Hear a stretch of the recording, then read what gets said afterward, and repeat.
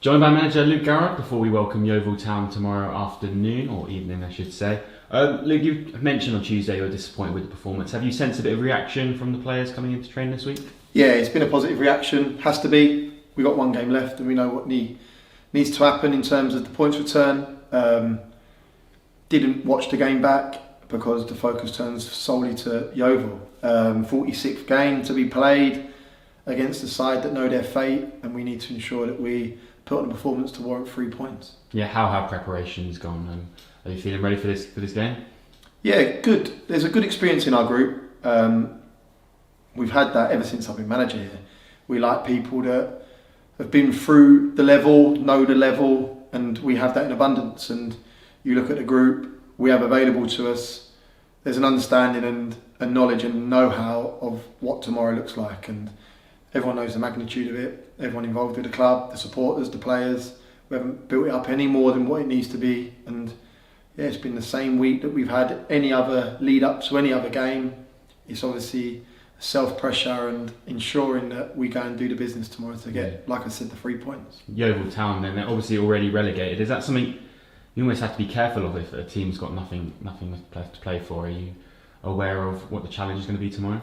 They have to take care of what they do. We have to take care of what we do. It's solely about this dressing room, solely about how we set up, solely about myself and the management.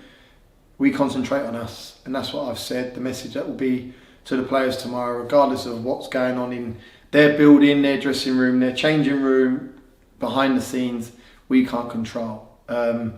Disappointing for Yeovil, a massive club. In 2013, they were in the Championship, and we were in the division below. And look at us now in terms of at the top end of the National League. It's a credit to everyone involved, and we have to finish the job tomorrow to get to the playoffs, and that will be some achievement for myself and this football club.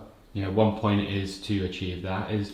Does that add any extra incentive or pressure for the game tomorrow?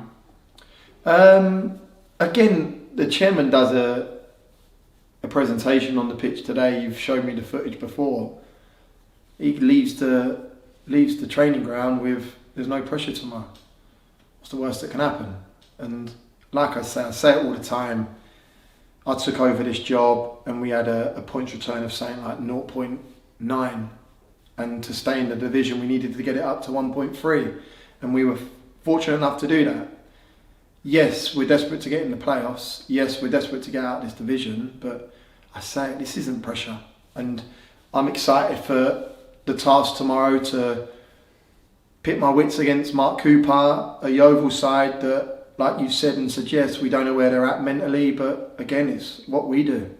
And there is pressure because I'm driven, this football club's driven, this dressing room's most definitely driven, and we need to perform to warrant going into the playoffs, and that will be the task come 5:30 tomorrow.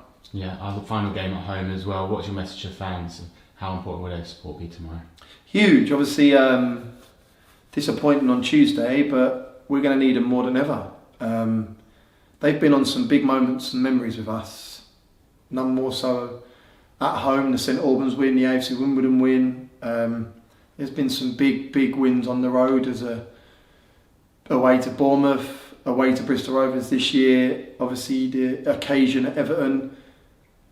Our season's not over, and we're going to need you to drive us through. And hopefully, fingers crossed, that the stands are packed tomorrow. And like I said, they're a massive. They have a massive say in what we do. They do, and I urge them to come out in their numbers tomorrow to get us over the line.